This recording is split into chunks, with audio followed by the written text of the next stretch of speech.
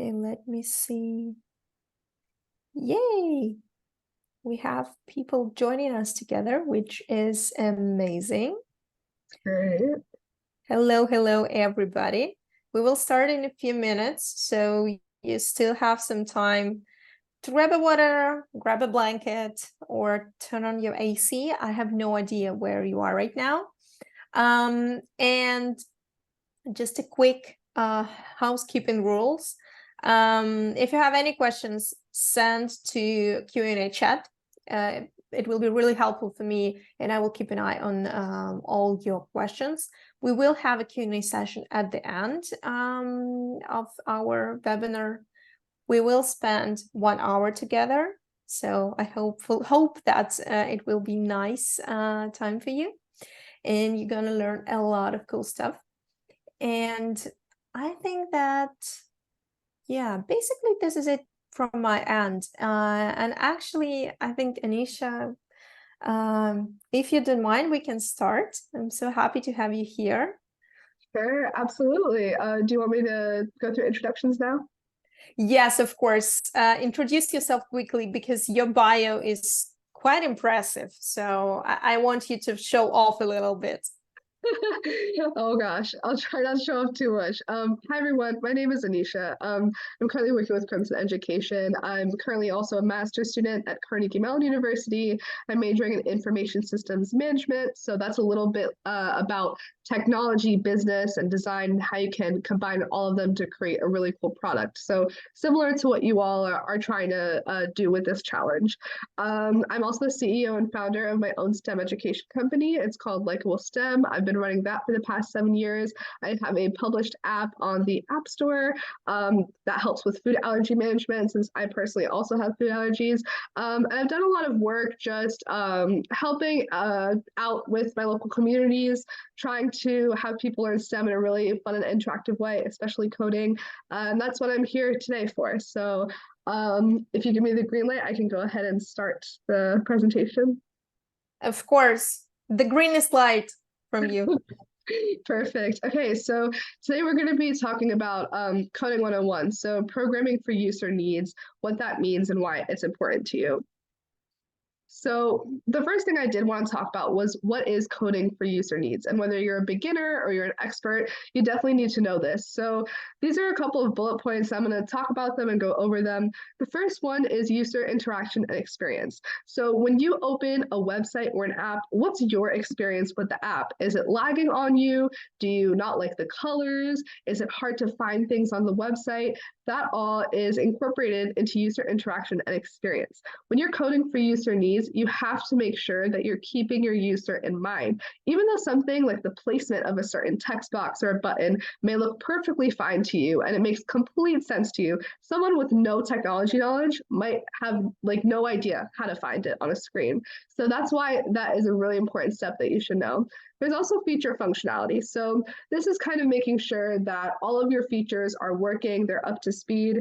When you're creating something with your code, you want to make sure that you're testing it thoroughly. You want to make sure that you're, showing it to people outside of, your group, and also testing it within your group to find out what features work well, how could they be improved. And functionality doesn't always have to do with errors in your code. A feature could just be slow, or it could just be inconvenient the way you're doing it. You might be taking 10 steps to do something that may only take 2 steps for someone else if you get their input. So if you're getting input and feedback, this is really going to help with your feature functionality. We also have user troubleshooting. So that means if I'm the user and I am using your app, something goes wrong, who do I call or what do I do? Let's say I'm not an experienced coder. That's something that you also need to keep in mind. So are you going to submit maybe like a user handbook with your application, or maybe put a section on your application that has instructions on what to do if there are certain errors, or maybe like who to contact, who to email? That is user troubleshooting. We also have feature and product uniqueness. So this is something that's really important. And by the way, all of this is also within the criteria that you will be judged on for this competition. So it's important to keep in mind. But product uniqueness obviously is just It's what it is. It's your product is different than other people's. Your feature is something that may not be thought of on the spot. It's something that you have really taken the care to think about. And if you're finding trouble brainstorming or trouble kind of figuring out what to do, I would say go look at different applications, look at their features, look at things you use every day that make it more easier, accessible. Accessibility is really big now in the application space. So as much as you can, if you make an app accessible to other people, it's going to widen your audience. So that's something you could think about as well. And then we have documentation. So there's two types of documentation. One is documenting how your app works, who to call. This is mainly for the user. And this can be through the form of like a PDF, a handbook, how to use it for the user, simple instructions. And then there is coding documentation. Coding documentation is really important because your code is going to get really long when you attempt this challenge. And in order to make sure that you're organized, you have to make comments, which are kind of like annotations throughout your code. So if you haven't coded before, I'm going to show you what a comment looks like. People who've already like coded, you already know what it looks like, but I'm just going to show you how to use it later in this presentation so that you're not completely in the dark. And finally, quality. Make sure that you have a quality application. It looks good, it is efficient, it's fast, things like that. All right, so talking about designing an application.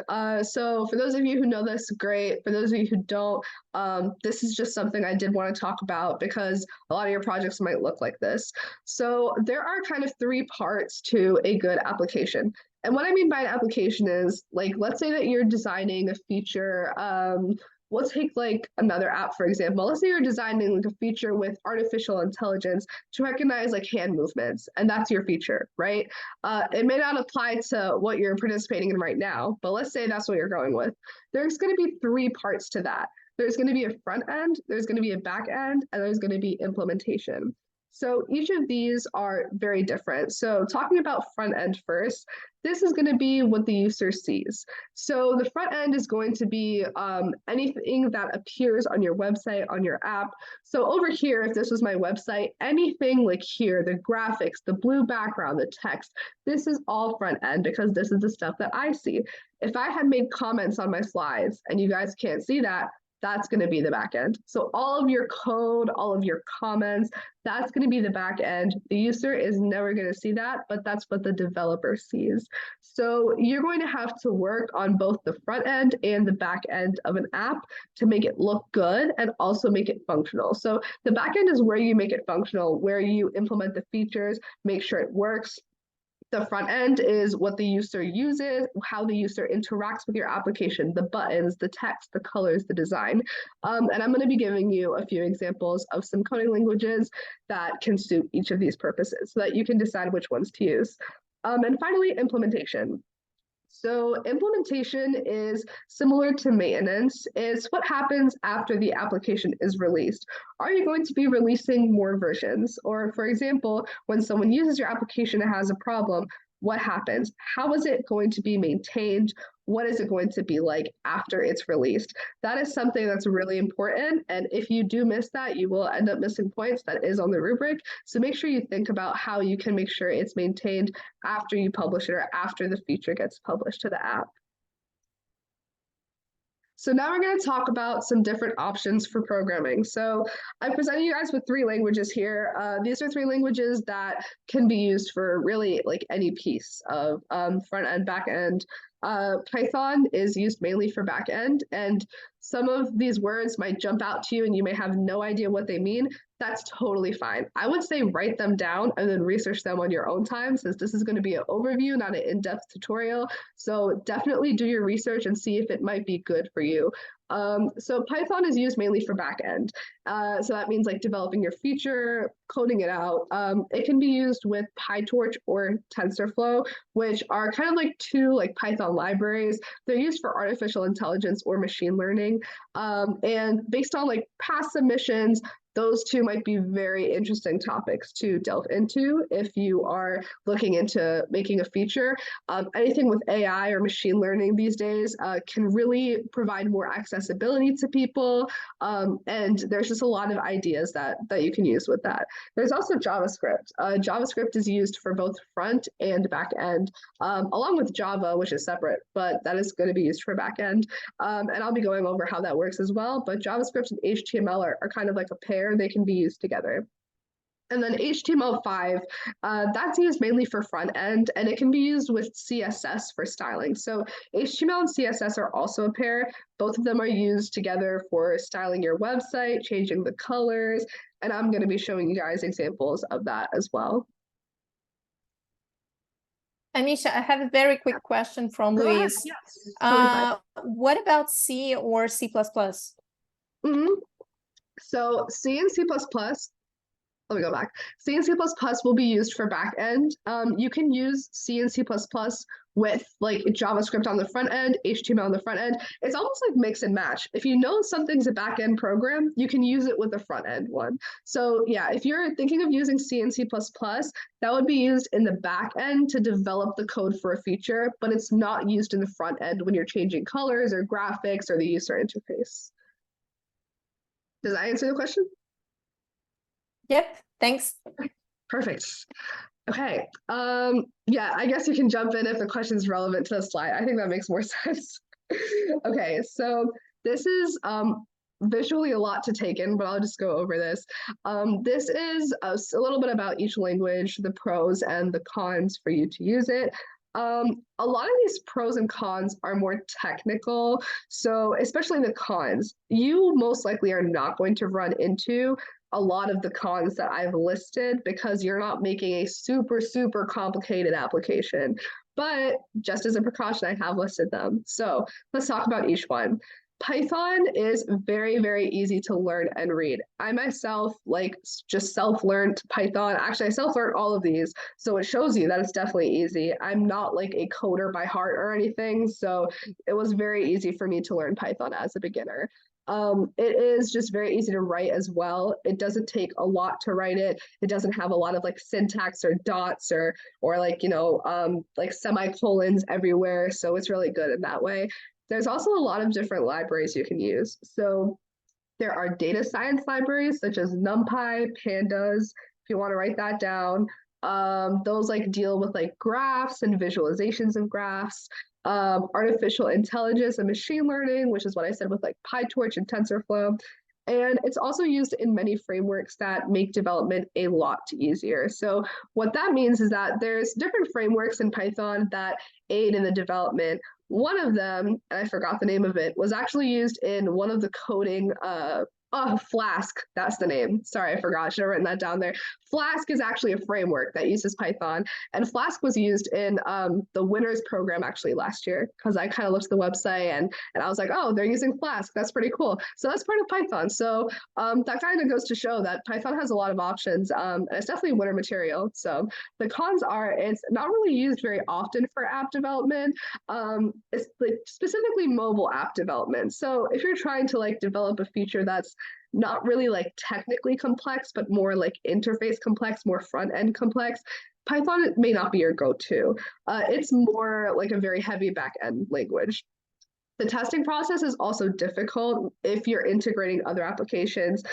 Again, that's something that you have to do like later on, and you may not even integrate other applications with Python. You just might use like back end and front end, which is totally fine. But for those of you who are more complex coders and might want to like integrate it with other things, it may be a little difficult to test. There might be errors that come up and you don't really know where they're from.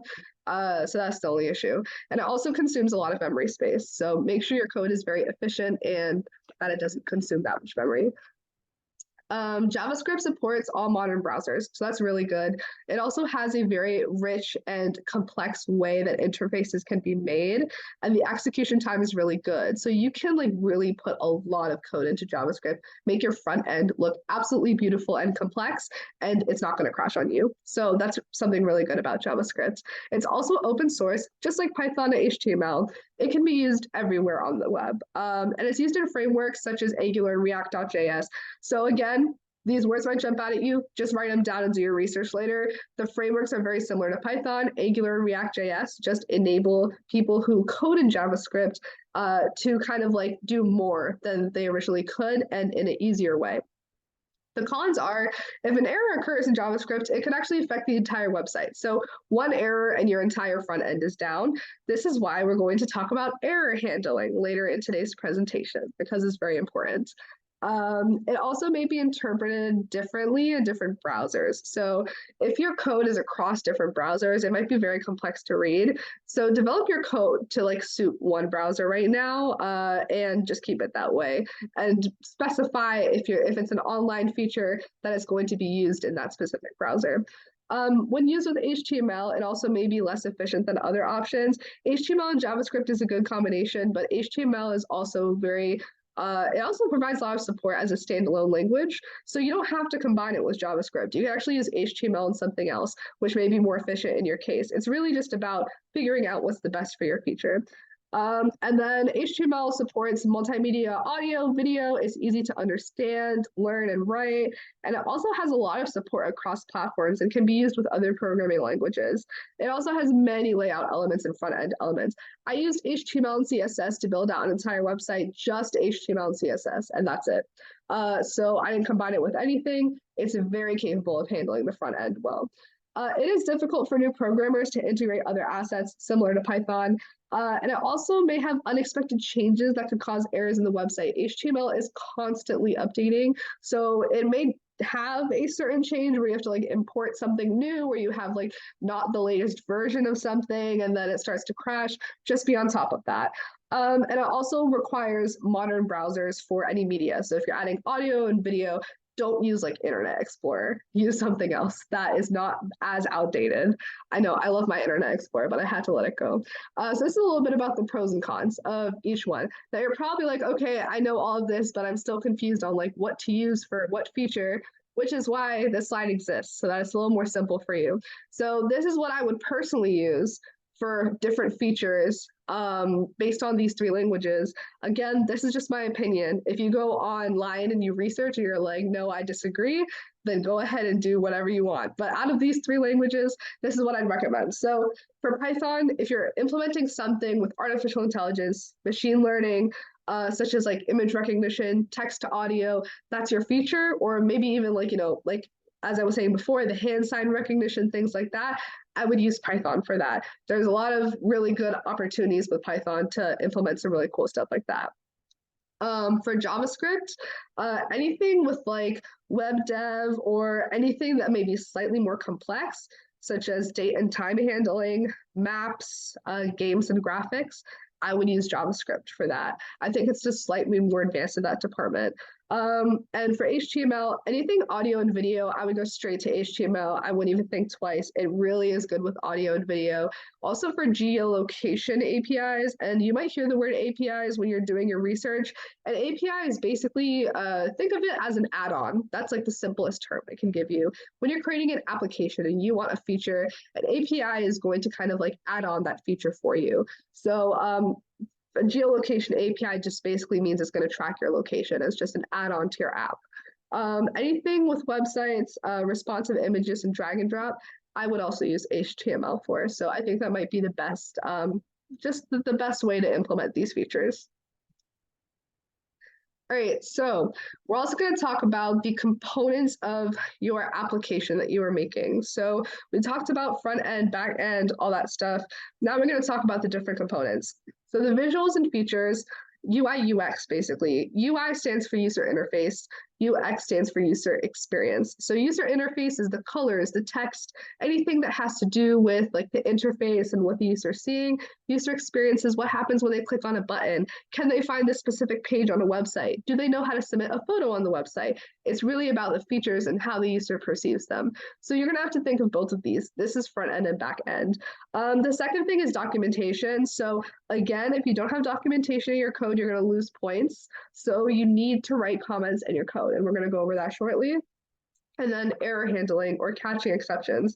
So error handling is super important.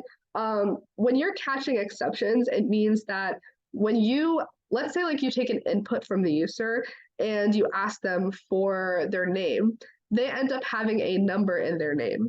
And let's say you're checking and you're making sure that like the names are like without any numbers, it's just like only text, only words.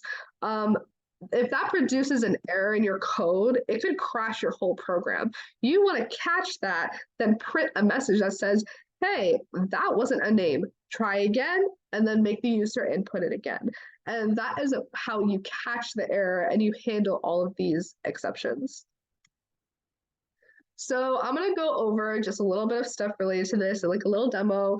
Hopefully like this helps you see a little bit about each language. Obviously, I don't think there was that much time to like go over every single language with you guys, but this might give you like a little intro of what to expect. So for HTML and CSS, for the visuals, I'm going to be going over HTML. For feature implementation, I'll just go over JavaScript to show kind of like the user experience of clicking buttons, things like that. For documentation and writing comments, I mean, there's comments in all of these, but I'm mainly going to be doing that in Python. And the error handling or catching exceptions is also going to be in Python. So let me just exit out of this. All right, let me go here first. Okay, so this is HTML. On the left is my code. On the right is basically like the output of that and what it would look like if it's on a website. So if I go over here, this is kind of what your HTML document is going to look like. You're going to have a header here that says doc type HTML. That basically means that the type of document you're working with is an HTML document. You're going to have another tag that says HTML. You're going to have a body. You're going to have a header, and you're going to have a paragraph. And then you're just going to close with the body again, and you're going to close with the HTML tag again. You're just closing both of these tags here. So that might seem a little complicated. When you guys go over your HTML tutorials, if you end up using it, this will make a lot more sense. But I did want to kind of explain everything so that you weren't completely confused.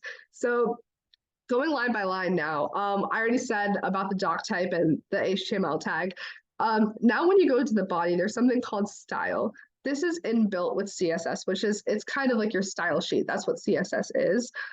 So when I say style equals, I can specify literally anything and it's going to change the style. So right now I've said in the body tag that I want the background color to be aquamarine. So it's looking at the body of the website. So this entire thing is the body of the website. The color is aquamarine. If I change this and I'm going to say like red and run it, then the color would change to red. Obviously, this looks horrible, so I'm going to change it back. And that's definitely something that you should consider when you are like looking at styling and colors. In the H1 style, H1 is a heading. I can name this H2, H3. I'm just naming it H1 because it's my first heading here. So in my heading style, I'm saying style equals the color blue, the font family Verdana, the font size 100%, and text aligned to center. And then I'm saying that my text here is hello world, and I'm ending the heading right here with another H1 tag. So as you can see, this shows up right here. Hello world is blue, it's centered, the font has changed. Let's say I'm changing the font size to like 200%. I'm gonna run it. Now it's even bigger. So I can also change the text here. So maybe I want it to just be like hello world. I feel like I should say that in a different accent, but yes, it's just very easy with HTML, as you can see. I think that any of you can do this, even if you're like first-time coders. This should be pretty easy to understand. Then we have the paragraph. I put P for paragraph. If I'm doing the style, I changed the color to green, the font family to Calibri, and I wrote, this is my first coding program in HTML. So this is your paragraph. If we want to like put it to the center, I can just put text align center right here after the font family, and it will go into the center. So that's just a little bit about how like that works. Hopefully that was easy to understand. Does anyone have any questions with HTML so far before I move on? I think no at this point. Okay, perfect. Oh yeah, just one question. Do we need to write comments for the front end too? Right. Yeah, I was actually gonna answer that, so perfect. Yes, you do. You do need to write comments for the front end, and I'm gonna be showing you that with JavaScript, which is the next one. Okay, so moving on, JavaScript now we're using to implement a form. You can write comments in HTML. I just didn't have any there, so you should definitely write comments for the front end because as you can see, this is a good amount of code, and a outsider looking at my code is going to be like, whoa, like what does this do? I'm very confused. So writing comments is important. Your comments are going to show up in a different color. Here they're showing up in green for me. And they're also written in different ways. As you can see in JavaScript, anything outside of the body, I need to do like a little caret and then the exclamation mark dash dash and then write my comment. It's very weird. And then inside the body, I just have to do 2 slashes. In Python, it's a lot simpler. It's just a hashtag, but yeah, I'm just gonna take a sip. All right, so this is JavaScript. And to explain this a little bit, this is JavaScript with HTML. So the HTML tag is here. I'm putting a header. I'm saying like a title is create a button in JavaScript. This is just the title. So this is not like gonna appear on anything. And then I have a form here, which is my second heading. And this is H2. This is going to appear. As you can see, the form word appears right here. If I change this to like take this form, then I run it, it's going to change right here. So that's something kind of cool that you can do. So this creates a heading for the page, as my comment said. Now in the body, in the script, which is JavaScript, I'm going to create a button element. So this creates a button element. I'm saying that I want a constant button to equal document.create element button. So document.create element is like part of JavaScript. If you search up on like online how to create a button in JavaScript, it'll just show you something like this. Very easy process. So I'm creating a button, and now I'm going to say button.innerText equals submit form. This sets the button text to submit form, as my comment said. So if I want to change this button text, maybe I'll say like submit form now. Maybe it's like angry, and I run it. Boom, it changes. So this is something really easy that you can do. Even though this looks more complex, it just takes a little bit of this code to understand. After I change my inner text, I'm just putting an ID to the button. I'm going to call it main button. You don't have to do this. This is just kind of to like, if you have multiple buttons, you might want to set IDs to each one to make sure that they're all different. Then I'm going to attach the click event to my button. So this says button.add event listener click. So this says when there's a click, it shows an alert in the browser. So inside these parentheses, I'm saying alert. Thank you, your form has been submitted. And then I'm kind of just like ending it here. So a lot of this stuff is might be like new to you. If you just do a quick Google search and search up how to create a button in JavaScript, you can just look at the code, understand it. I would say YouTube is your best friend. I use YouTube for literally everything. Any coding experience, I use it. So it has taught me a lot, and it's always free. So I would say do that. So what I'm going to do is test this. I'm going to say submit form now. And now we have our little alert message. It says, thank you, your form has been submitted. So I can change this alert message as well. I'll say, maybe I'll go with like the angry submit form now, and I'll say, it's about time. And now I can go ahead and try running that. And now my button disappears.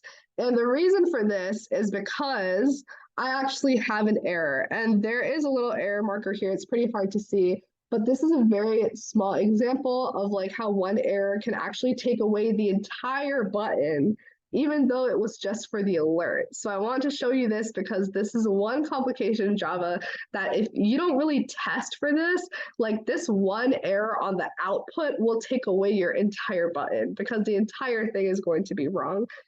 So make sure you check for that. But yeah, that's a little bit about like how to use JavaScript to create a feature, how to debug for errors, stuff like that. Finally, we're going to go to Python. So ignore the output window for now. I'm just going to zoom into the editor window. So this is try and accept. So try and accept catches any exceptions or errors that may occur. We're going to look at how this works. So I'm going to say like print name. That's what I'm putting in my try. And then my accept is going to print no name has been entered. This means that if there is a name, it's going to try printing out this name. If it works, it works. If there is no name, it's going to print out no name has been entered instead of going crazy and giving us an error. So I'm going to go ahead and run this. And let me just click the run button. So it says no name has been entered. What I'm going to do now is I'm going to set a name. I'm going to say name equals, I'll say like John. And now I'm going to go ahead and run that. And now it prints out John, just like I said. So when the try will just do whatever's in there. And then if there's an error, it's going to go right to the accept. The accept will catch the error, print out something else. Now, what if we didn't have this accept?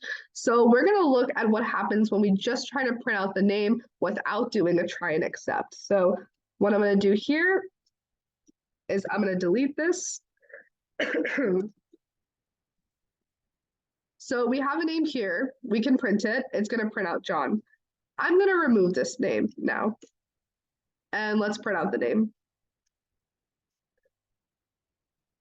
So as we can see, there is an error. It says name error, name is not defined on line 7. So instead of your program like running smoothly after and not having any errors because you caught it, this is gonna stop the entire program because there's clearly an error here. So you don't want this to happen, which is why try and catch are really important things to use.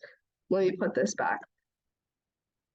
All right, so the next thing I did want to talk about is another way you could actually check for exceptions without using try and accept. So over here, and let me actually just comment this out really quick. Again, the comments are with hashtags, by the way, if you didn't notice.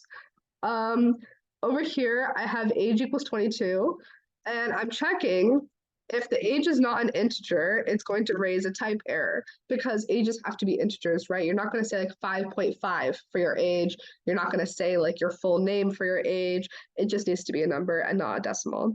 So if the age is not an integer, it's going to raise an error and say, please enter the integer for your age. And if you are more sophisticated, you can even make it loop back around and make sure that the age is entered again. But for now, I'm setting the age to 22. This should not have a problem. I'm going to run it and I should have 0 output here, which I do. Nothing is outputted because I had no issues. Now I'm going to change the age to 22.5.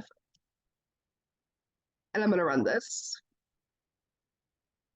And there we go. It says type error, please enter an integer for your age on line 16. So this actually catches it in another way. It raises an error so that you know exactly the type of error that is being caused. You know where it's happening, and there is an error message that is outputted. This is another way to test your program.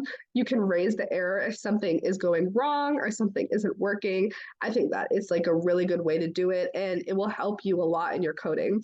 What you want to do is also test. So I know we talked about like trying and using exceptions, but make sure that when you're going into your code and you're kind of like doing the whole thing, don't wait until the end of all of the code you've written in order to test it. Make sure that you're testing along the way. So you want to write print statements outside of your loops every single time to make sure things are working. If your loop fails, start writing the print statements inside your loops. Start printing out literally everything onto the screen to make sure everything looks good, to make sure everything is like tested and accounted for.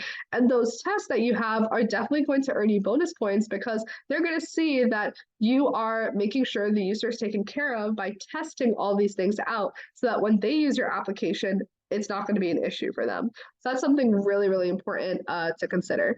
So before I move on, does anyone have any other questions about the languages that I presented? Let's wait a second. Maybe someone gonna send anything to Q&A chat. I think we can move on at this point. Okay, perfect. So that was a little bit about the demo, and I hope that helped you a little bit. Again, if you have any more questions, you could just ask here. But yeah, all right. Now we're going to talk about troubleshooting and maintenance and why it's important. So this is actually a pretty big category of the rubric that you have. Troubleshooting and maintenance basically means that if the user has an issue with their program, they need to learn how to solve it themselves. So let's say that like your Wi-Fi is down, you can't really call like the inventor of Wi-Fi because they probably are dead by now also, but you can't call them or call like, someone who literally made whatever you have a problem with and fix it. It's either you fix it yourself or you call a repair guy and maybe he can help fix it for you. You're not going to have like a repair guy or like an employee that will come help like the judges or whoever else is using your feature fix it for them. It's just you, and you're not going to be able to do that. So you need to make sure that you are actively giving your user a solution manual or some sort of troubleshooting and maintenance manual when you have your feature. So if something goes wrong, what should you do? Who should you contact? Maybe like what it could possibly be. If this certain error is raised, like what does it mean? So for example, users who are like maybe entering like their phone number or something, and they're entering dashes in the phone number on your application and it's not accepting it. Maybe they'll be like, oh, like what's happening? They may not be someone who says, oh, this is definitely probably taking just a number and it's giving me an error because of the dashes. So instead, what you can do is either give a manual to the user saying, hey, if you raise this type of error, it's probably because this field only takes numbers. Or better yet, put it directly on your application. In the error message, say exactly why what went wrong. So instead of like telling them after fact, just put it in the error message. We please enter a number only, no dashes or other punctuations, because you have to have the foresight to see what your user may do. So think about the most inexperienced coder, like the most out of touch person with the technology ever, and think about what they would do. Put yourself in their shoes and test your code. And you can even just test it with other people around you as well that may not be like super into technology, so that you can catch all these little things that would make sense to you in the moment but are like super confusing to the other person. So that's a little bit about troubleshooting. And then of course, maintenance, make sure that you are like reviving your application somehow. Like, do you have ways to like keep it going? Do you have like ways to like, if it breaks, like, do you have a new version? Things like that are just things to like think about, not really implement in your application, but it might be just good to make sure that you have like a method to that. And I think I can answer this one question I see here. So it says, do we need to submit the project and documentation to it, publish it to GitHub? Yes. I actually believe that's also one of the requirements of this challenge, is that you need to publish it to GitHub. So not only provide a whole PDF of like all of your code, like what everything looks like in your feature functionality, but you also need to submit this to GitHub and make sure that it has documentation on it. There's a way on GitHub where there's something called a README.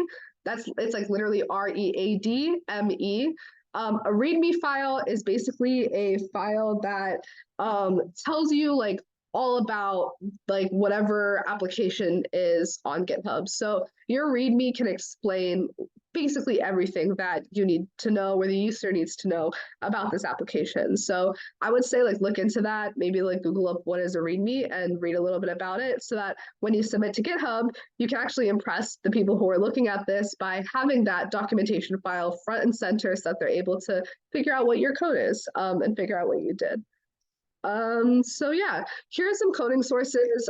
So anything that like you see here can be used for like basically learning Python and things like that. So like over here, I use W3 Schools religiously. I love that website. And there's also Codecademy. Codecademy is really, really good for learning things, especially for free. You just have to like sign up with like an account. And that could be through like Google or other things, but W3 can be accessed by anyone. You don't have to sign up. And also each of these have their own like documentation online through their own websites. So you should definitely check that out. And I'm sure like if you aren't able to screenshot or try to screenshot this just to like make sure you have all of these links. But yeah, the only other thing I have on here is the Q&A. So I can just probably stay on this page, and yeah, I can answer any questions. So yeah.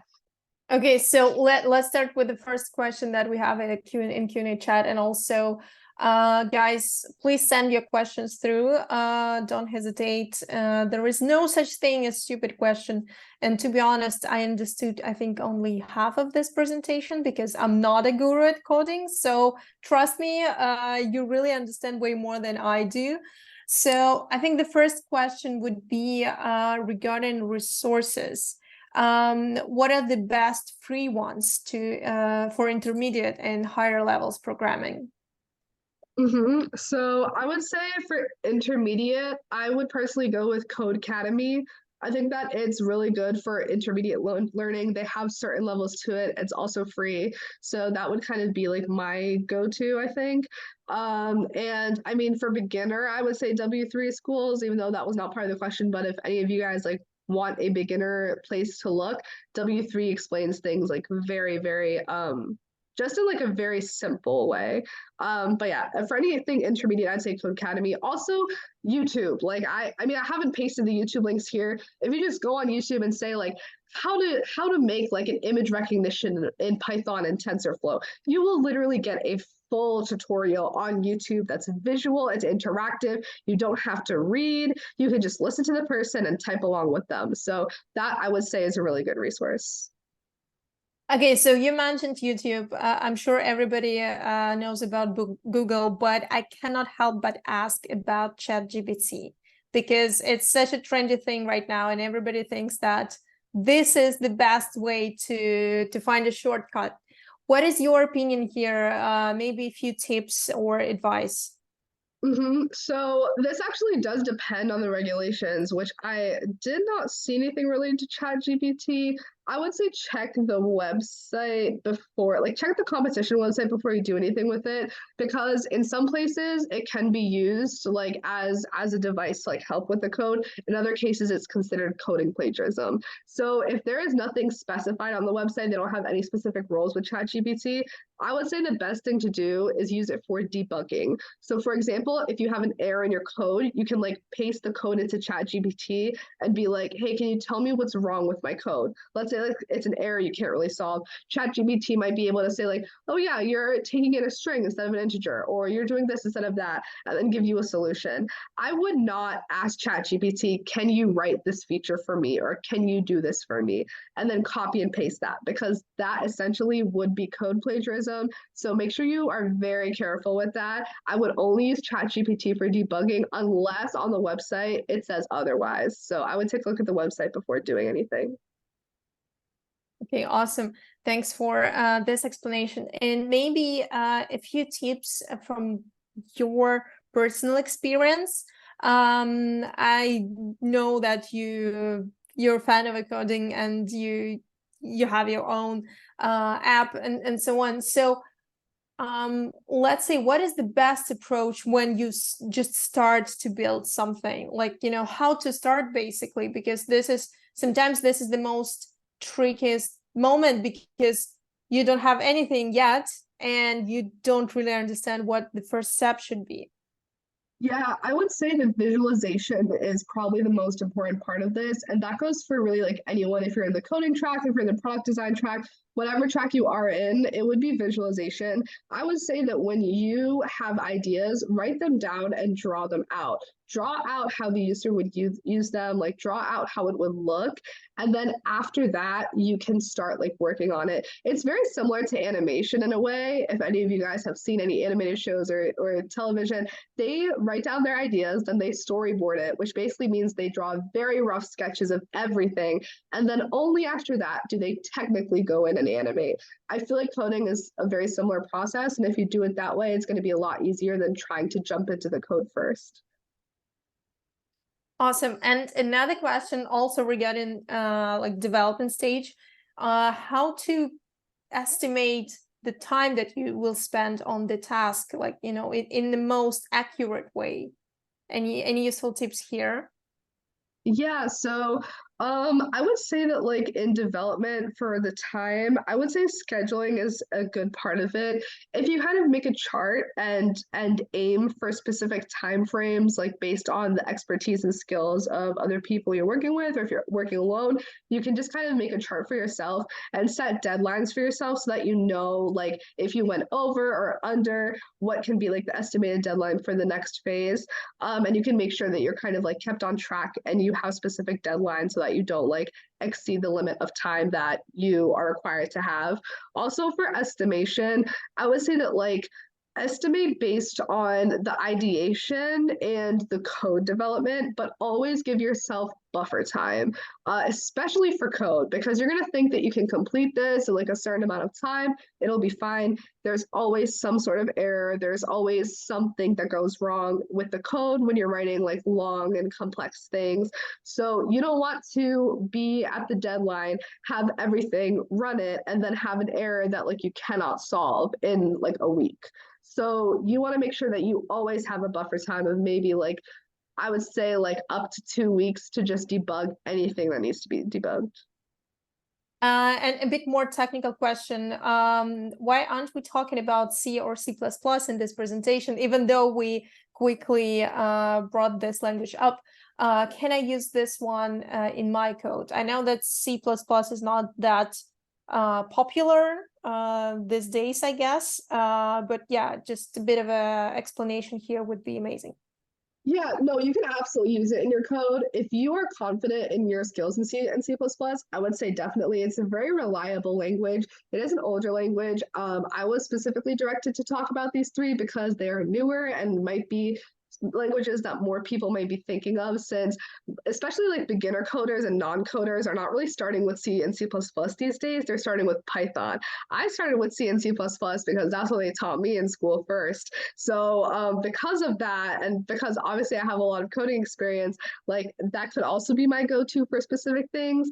I prefer Python nowadays, but whatever language you are most comfortable in, you should go with. So if you think that you can definitely do things in C and C++, absolutely use it. I would encourage you to use it. It's just that like more like newer beginners, I think, in coding would probably opt to Python just because it's an easier language to learn.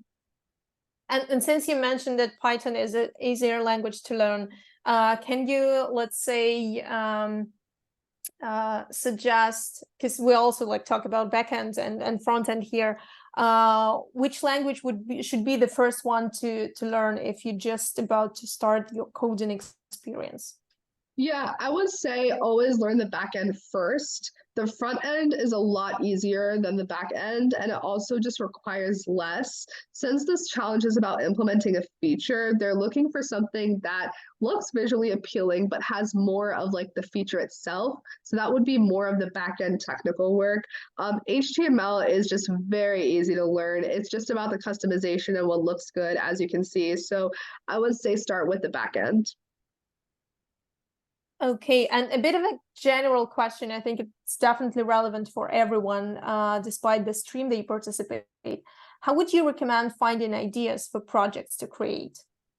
Yeah, so I would say the internet is probably your best friend in this case. I would say that, like, YouTube. I know your answer. let's say that again. YouTube. YouTube. Yeah, that too. I was also going to say that like looking at other applications is always good. Like no idea is truly original. Ideas are always built on other ideas. I would say like any application, like if you're dealing with Uber, for example, look up other transportation applications. Look at news. Like look at like unique features of transportation applications and just Google that up. Like make your Google searches really weird and really specific and just look up like unique cool features. Look at the news about those features. What are they implementing in 2024? What are they trying to do in the future? Like what is something that like they're trying to achieve like 10 years from now? And from that, you'll get a lot of innovation, like a lot of ideas that are very like unique and like just more futuristic. And based on like what you think might be best, you should be able to kind of like dumb that down to something that you would be able to do in the current climate, but something that's like really cool and just like a futuristic kind of concept. So I would say look at the news and Google search like any other applications. If you even have like other applications on your phone, like Lyft or other things, like look at competitors, look at what they're doing, because the competitors are always trying to one up like what like the company that you're working with. So they're always trying to innovate and create new things. So using that knowledge, you can actually see like what features you might be able to implement that might give them a competitive edge. Okay, and let me check another question. Guys, if you have anything else, please send your questions through. Would be learning a Python library when the question is released too late. The library that suits the idea that we do not know yet. What do you think about it? Yeah, I think someone's actually typing an answer to that question. Yeah, let's see what Yeah, Krithika is helping us here. yeah. Any of those websites of Python teaches IA? Could you elaborate on what you mean by IA? Actually, artificial intelligence. Oh, Sorry, artificial intelligence. Okay, I assume that this is the question. yes, they do. So they do. I would say that maybe these resources might be a little too basic for artificial intelligence. I would say you'd have to like look up specific libraries like the TensorFlow one that I talked about and PyTorch. Look up tutorials for that with Python, and you should be able to look at it. Also, I'm just gonna switch on my camera for 1 second. I have to plug my computer in. Of course, no problem. Okay, do we have any other questions? Guys, if you have any other generic questions, also feel free to send to Q&A chat. Rithik is extremely helpful here, and he's helping with all the answers. But I assume that if we're not gonna get any more questions, we will slowly finish this session.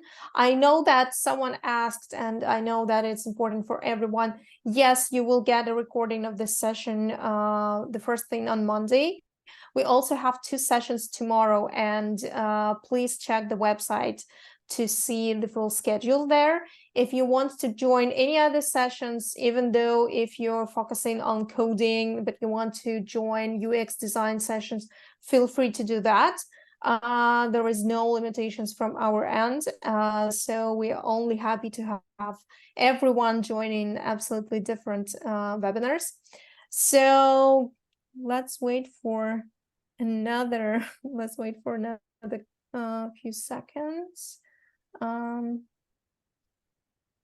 Yeah, I think we have quite a tricky question here, like how experienced do you have to be to succeed in the coding challenge? I would say that I think I mean it really just depends on I guess the prompt, and I mean I know that it said you just need to have like maybe like a basic amount of coding understanding in order to do it. So I think that the experience will probably be gained along the way, because there are a lot of different options and a lot of different coding languages that you can use to create your feature or create like the answer to whatever problem you're presented with. So because of that, a lot of people who know coding might actually be starting like from the ground up, learning a completely different language and a completely different subset of skills to suit their feature, because they haven't learned that part of coding before. So I would say if you have like maybe like just basic coding knowledge, just basic like logic skills about like what happens if you have an error, or like what does it mean to like take an input from the user, things like that, or like what is a loop, like what does it do. I think that would be really helpful. And if you do want to like figure that out, like just the logic of coding, Python is probably the easiest way to do it, because it's a very simple language. So it's not more about like learning the language. I think it's more about learning the logic of coding and like what happens when you do certain things. So I think the main answers, like key takeaways today: Python, YouTube, double checking all bugs, and saving some time to make sure that you have a time to resolve all the issues. That would be like key takeaways today. Yep. Okay. So I assume that Okay, I really like this question. I think it will be the last one today. If I want to build an app, should I know all those three languages: Python, JavaScript, and HTML? So you don't need to. Oh, actually, I think Renting is answering this one. So I think that works.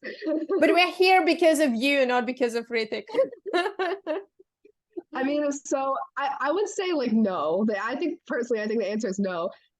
It doesn't have to be those three. And also you can literally just like learn Python, like one backend and one front end. Like for example, learn Python and then learn HTML and combine the two, or learn Python and then learn JavaScript and combine those two, or you can do C++ and HTML. It really is just a random combination of a backend language and a front end language. That's kind of like the formula to create an application. So it can literally be anything. So it doesn't have to be these three. These three were just examples that I thought might be like maybe like some good examples to provide you with, but it can be anything. Okay, awesome. In this case, I think we can call it a day. Anisha, thanks a lot for your time, for the presentation, and for sharing your own experience. I really wish everybody a lot of luck. And we still have a lot of sessions to join, so don't forget to sign up for a session and add them to your calendars. We'll be happy to see you everywhere. Thank you, guys, and have a nice weekend.